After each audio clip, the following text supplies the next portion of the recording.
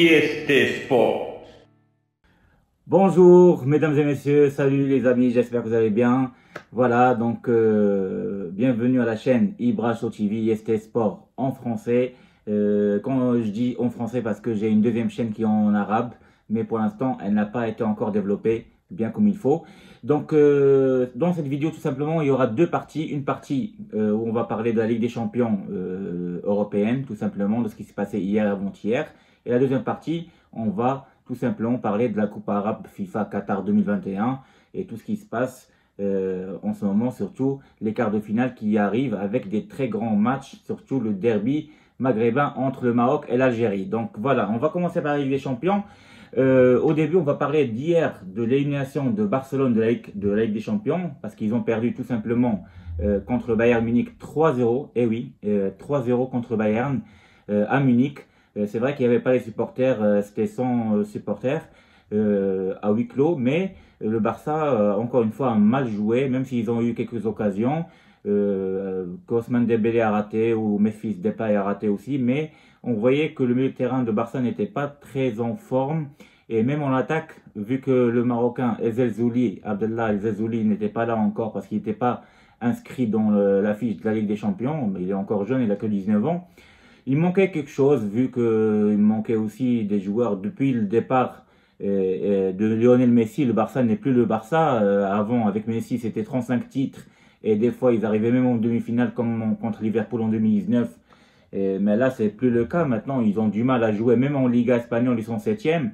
Et en Champions League, bah, bye bye. Ils sont maintenant en Europa League, ce qui n'est pas arrivé depuis plus que 20 ans. Donc voilà. Donc malheureusement, le Barça est éliminé. Donc pour les supporters de Barça, c'est dommage. Maintenant, il faut essayer d'aller chercher cette Europa League parce que c'est mieux que rien du tout. Et le Bayern, ce qu'il faut savoir, c'est qu'ils ont eu 18 points, c'est-à-dire qu'ils ont gagné tous leurs matchs. Le Bayern, c'est la seule équipe avec l'Ajax Amsterdam et Liverpool qui ont gagné tous leurs matchs et qui ont eu 18 points.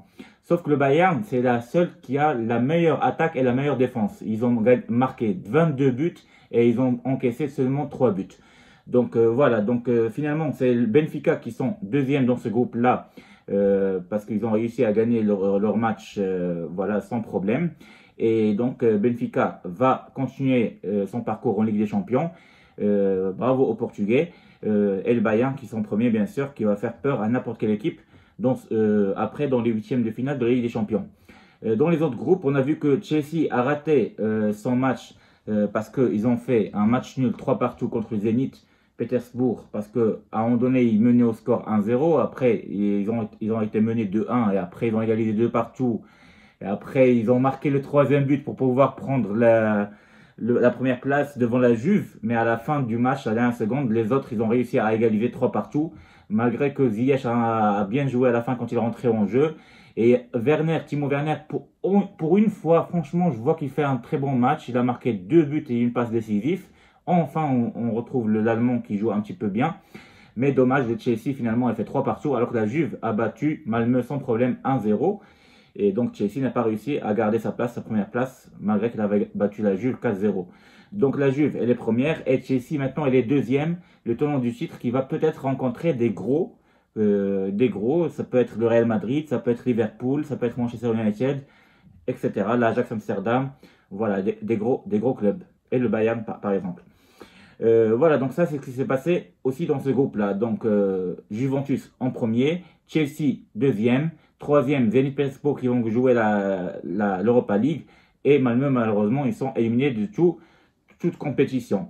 Ce qui se passe dans le groupe de Manchester United, Manchester United a fait un match nul contre Young Boys, un partout, ce qui fait que Young Boys sont éliminés carrément de n'importe quelle compétition. Mais Manchester United a gardé sa première place, ils ont joué juste avec les remplaçants, sans problème, même Ronaldo n'a pas joué. Mais le problème qu'il y a, c'est que Villarreal-Atalanta Bergame, et ça joue à Atalanta de Bergame, il a neigé et le match a été reporté et ça va être joué ce soir-là. Et ce soir-là, on va savoir qui va se qualifier en Ligue des Champions et l'autre qui va descendre en Europa League. L'Atalanta de Bergame a besoin de gagner à une victoire chez eux, à Bergame, s'ils veulent rester en Ligue des Champions en étant deuxième de ce classement-là, de ce groupe-là. Donc on va voir. Moi, je pense tout simplement, je pense que l'Atalanta peut le faire avec les joueurs qu'ils ont. Franchement, ils sont très forts. Je pense qu'ils peuvent battre Villarreal même 3-1 à peu près. Et je pense qu'ils vont garder la deuxième place et que le Villarreal la troisième équipe espagnole qui va être en Liga Europa. Pourquoi? Parce qu'on va arriver au groupe de FC Séville qui n'ont pas réussi à gagner leur match. Ils ont perdu 1-0 et contre les Red Bulls de Star Red Bull et Lille, l'équipe française, la deuxième équipe française qui a réussi à gagner contre Wolfsburg à l'extérieur 3-1 grâce à un but de Yilmaz. Et Lille, finalement, elle est première de ce classement-là. Ils vont éviter tous les gros clubs, mais ils peuvent tomber aussi contre les grands clubs qui sont en deuxième position. Et la deuxième, c'est Wolfsburg. Et troisième position, FC Séville, pardon, et Red Star, ils sont derniers. Donc FC Séville va jouer aussi la Liga Europa. Donc il y aura 3 Espagnols qui jouent la Liga Europa. C'est qui? C'est FC Séville, Villarreal sûrement, parce que c'est ce que je pense. Mais on verra. On va attendre quand même ce match à la fin de ce soir. Mais il y aura déjà FC Barcelone. Donc déjà, il y en a 2. Barça et FC Séville. Donc ça, c'est ce qui s'est passé hier. Mais avant qu'hier, il y a eu des matchs aussi. Par exemple, contre Paris contre Bruges. On a vu que Paris a gagné facilement 4-1. Même si le club belge a un petit peu mieux joué au début de la deuxième période.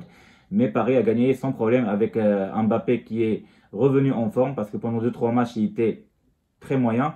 Et Messi qui commence à retrouver ses marques et qui a marqué aussi un doublé, un joli doublé, surtout le rush qu'il a fait sur le troisième but. Donc voilà, Paris a gagné, mais ça n'a pas suffi à Paris pour qu'elle prenne la première place parce que c'était déjà fini. La première place, c'est pour Manchester City, même s'ils ont perdu contre Leipzig 2-1. Malgré le but de Riyad Mahrez, l'Algérien. Mais ça n'a pas suffi pour Manchester City de gagner ce match-là. Mais bon, Manchester City est déjà première et Paris Saint-Germain, ils sont deuxième. Il y a un petit peu de déception, mais c'est pas grave. Ce qui est fait, est fait. Il y avait d'autres matchs comme celui de Liverpool. Liverpool qui a gagné, qui a éliminé l'AC Milan, qui a gagné 2-1 à Milan.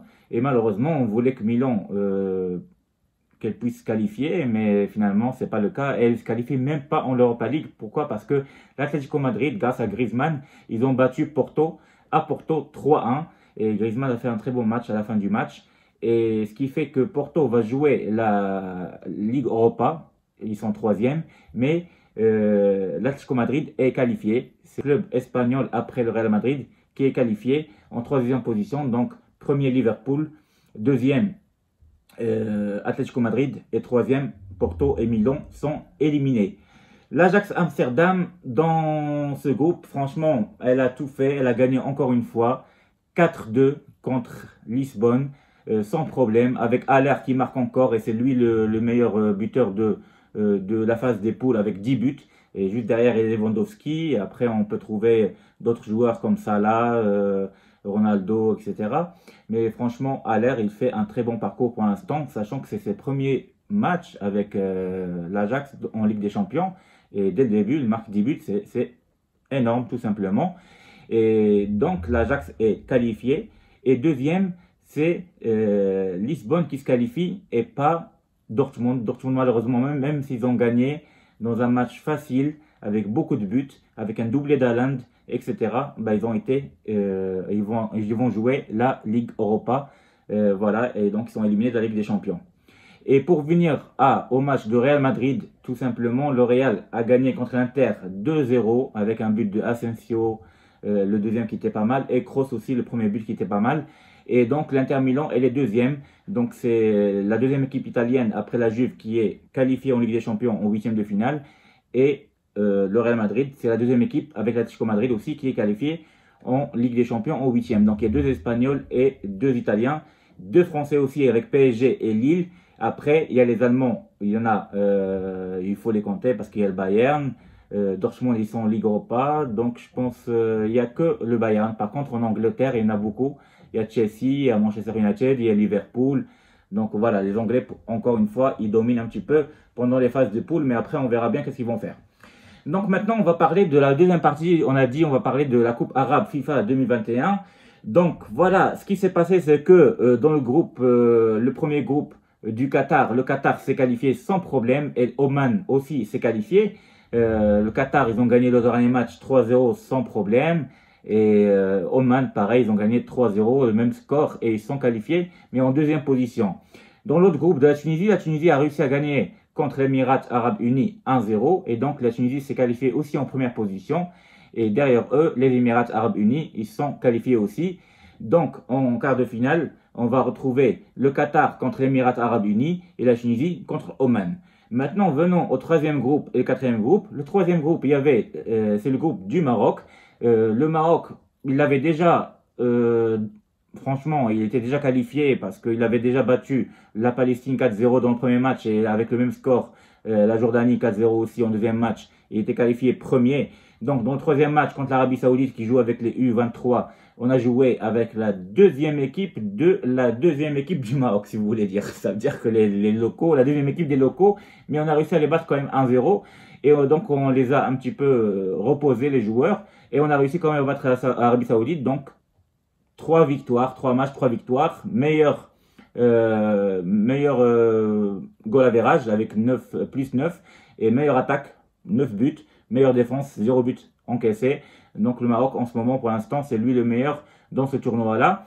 Et le deuxième, c'est la Jordanie qui a réussi à battre la Palestine 5-1. Donc la Jordanie va rencontrer qui? L'Égypte. Parce que, eh oui, dans le quatrième groupe, il y avait un final avant l'heure entre l'Égypte et l'Algérie qui ont tout donné pendant le dernier match. Parce que pour ceux qui disent que non, on n'a pas peur de rencontrer le Maroc, on joue ce match-là parce que c'est le fun, c'est parce que c'est un derby, tout ça, bah c'est pas le cas du tout parce que normalement quand t'as pas peur de rencontrer le Maroc, bah tu vas jouer avec ton deuxième équipe, ta deuxième équipe mon ami, et tout le monde le sait. Si t'as pas peur de jouer contre le Maroc, et pour toi comme le Maroc, comme la Jordanie, tu fais jouer ta deuxième équipe et tu fais reposer ta première équipe comme ce qu'il a fait le Maroc. Et celui que tu rencontres en quart de finale, pas de problème, parce que tu te sens que tu es fort, tu vas gagner tous les matchs sans problème. Mais non, c'est pas ça, c'est pas ça qui s'est passé le cas, c'est pas ça, parce que c'est ce que j'ai entendu dans les médias, etc.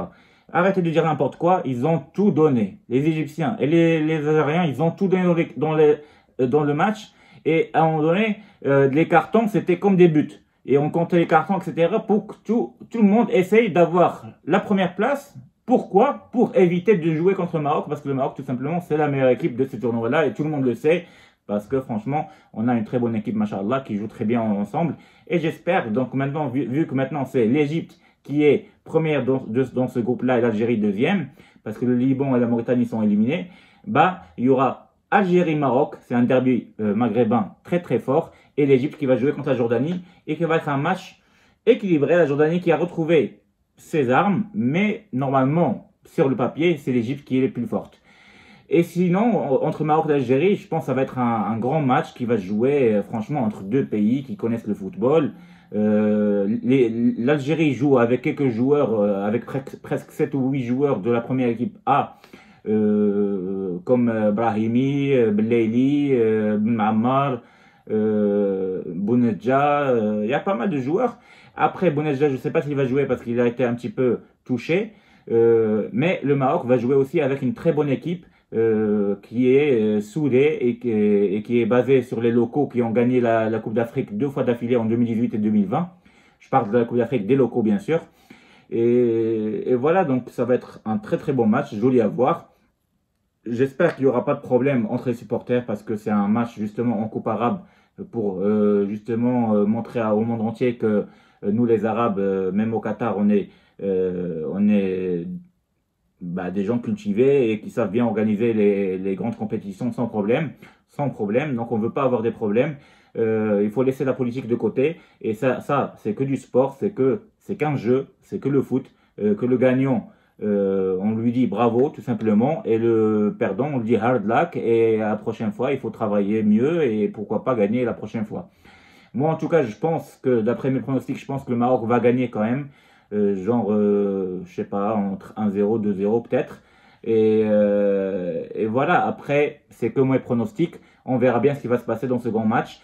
Donc voilà, donc je vous ai donné un débrief de la Coupe arabe FIFA Qatar 2021. On a fait le débrief de la Ligue des Champions en 2021. Donc la Coupe arabe va commencer demain. On va voir la Tunisie contre Oman et le Qatar contre les Émirats Arabes Unis. On fera le débrief donc, dans 2 jours, le samedi soir, après le match du Maroc-Algérie. Donc merci de m'avoir écouté encore une fois les amis. J'espère que vous allez bien, que tout va bien pour vous, qu'on va voir des très grands matchs. Bye bye le Barça, malheureusement pour vous, je suis désolé. Et on va attendre quand même que Paris avec Messi, qui ils vont rencontrer. Est-ce qu'ils vont rencontrer Manchester United de Ronaldo? Je sais pas. Est-ce qu'ils vont rencontrer Bayern de Lewandowski? Je sais pas. On verra bien. Le tirage au sort bientôt. Donc merci et au revoir. Ciao, ciao.